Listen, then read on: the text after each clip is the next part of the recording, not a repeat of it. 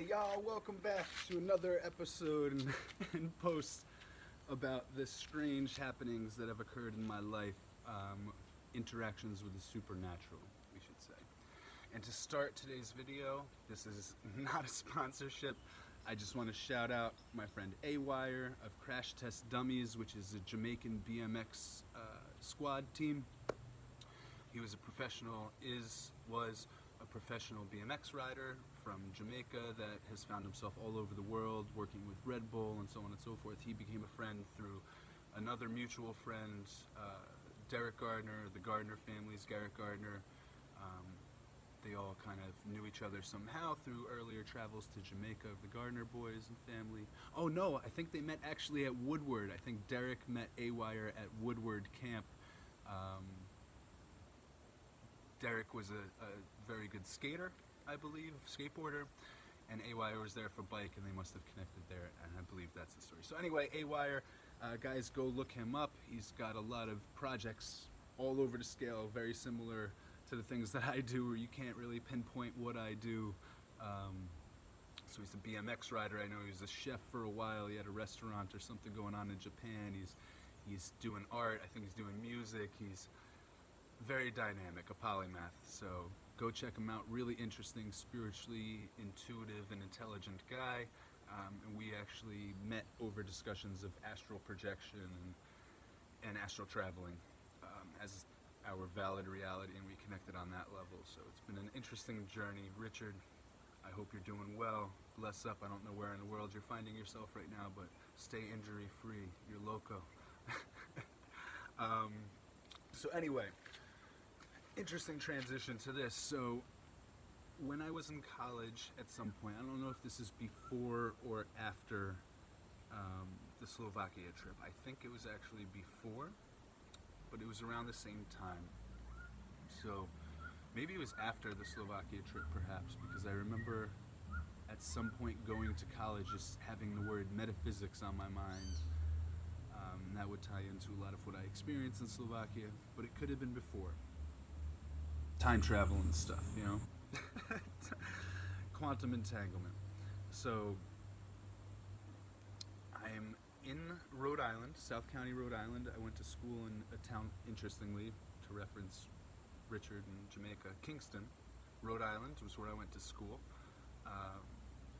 And we lived in towns off campus called Narragansett, which is like an old, ancient Native American area that had been developed into almost like a East Egg, West Egg thing with Newport, Rhode Island. East Egg, West Egg being, the very wealthy places in Long Island, like the Great Gatsby days.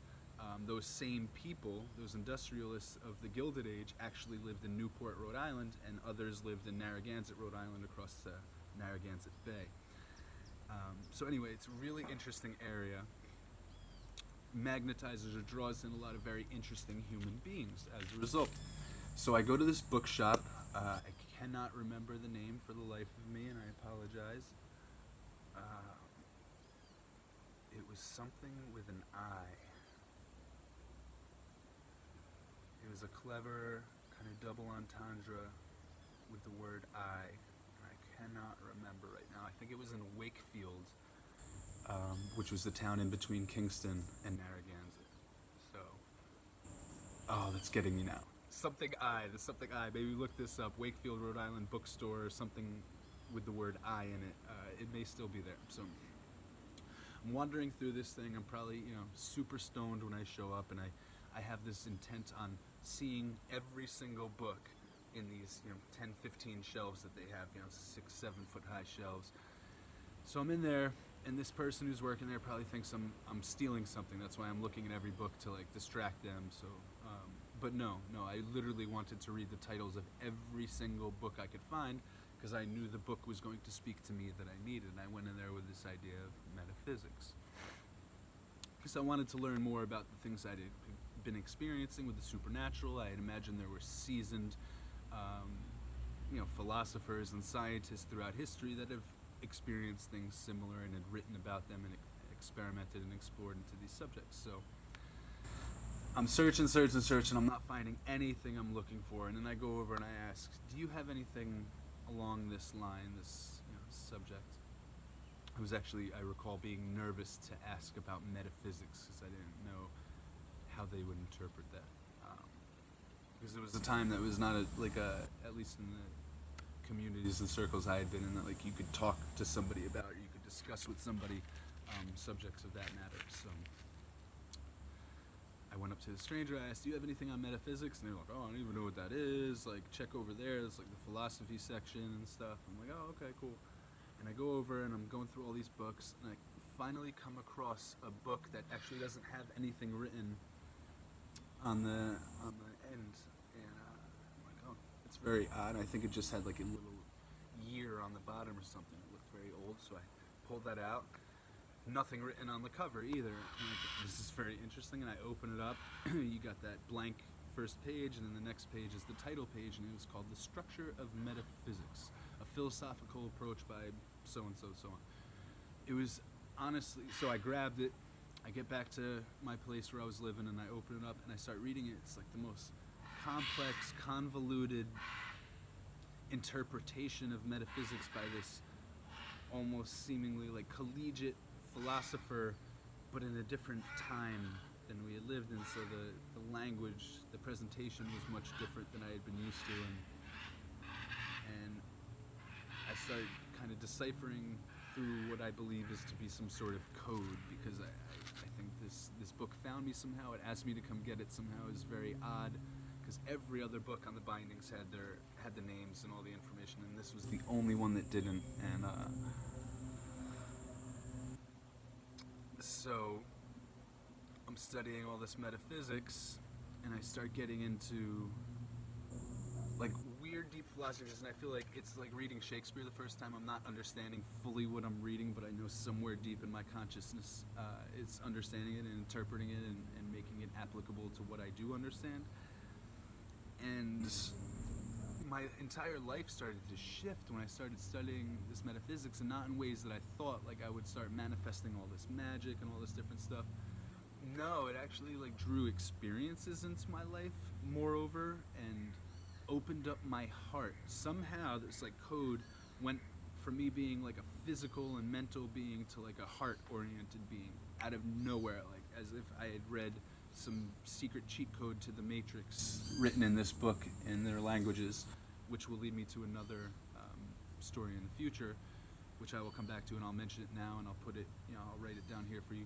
The LANKAVATARA Sutra. There's something to that, and I'm going to make another video on that in the future. But going back to the Structure of Metaphysics, soon after getting this book, I remember Hurricane Katrina happened, and I was kind of standing around like everybody else was, looking, and like nobody was doing anything to help the people of New Orleans. And it was the strangest phenomenon to me, because New Orleans was always known as this like magical city and this beloved city in the United States, and then they're suffering this trauma and this disaster, and nobody wants to go help. Even the president of the United States like flew over days later and was waving, like wouldn't even throw water to the people on the roof struggling to survive, and everybody was just waving like, hey guys, like it was a parade or something. It was the most anomalous human experience I've ever had in my life. And I realized, like, I think I'm transitioning away from what that is, like who these humans are, and like what type of human I want to be and I meant to be. And maybe it's not a metaphysics thing. Maybe my magic is just going to help when nobody else wants to help, and that blueprinted kind of the rest of my life. And so yeah, I went home for Christmas break, and I was figuring out how can I get down to New Orleans and help these people. And just so happens the church that I had grown up in, this Presbyterian church in Ringwood, New Jersey, was sending groups of people down there through donations to go help rebuild or whatever we could do, just help people, feed people, get people water, get people rescued if they needed to rescue. But now I'm going weeks and months after, so that immediate disaster is done, but there's secondary disasters, and there's millions of videos you can watch about that, like the formaldehyde FEMA trailers that were given to people that were carcinogenic, and it goes on and on and on. and what happened in the Houston Astrodome, and the terrible stuff the police were doing, and it just goes on. So anyway, all of a sudden I find myself in New Orleans, helping, living in an abandoned school, in a handmade bunk bed with 50 people I don't know sleeping in the same classroom, and then we're going to work every day basically to just console people and listen to their stories and try to find some light of hope in any part of the situation, which was very, very difficult. But that experience, that kind of, I was led to, and it completely changed. I think before having this metaphysics book, I would have never been beckoned or willed to go to this place and help people that I had no idea who they were. But to me, it was a symbolic thing of, what if this were to happen to me in my community? How would we want other humans to respond? And to me, it became this very deeply metaphysical thing in which, like, my actions could have the potential to inspire and stimulate change for the future, that if there was another disaster, because I went and helped in New Orleans, other people would then come to help me. But if I did not do that, they would then not come to help me in the future. And it was this huge lesson of spiritual, metaphysical, hyper energetic, universal prana, ebb and flow, and give and take and give and return.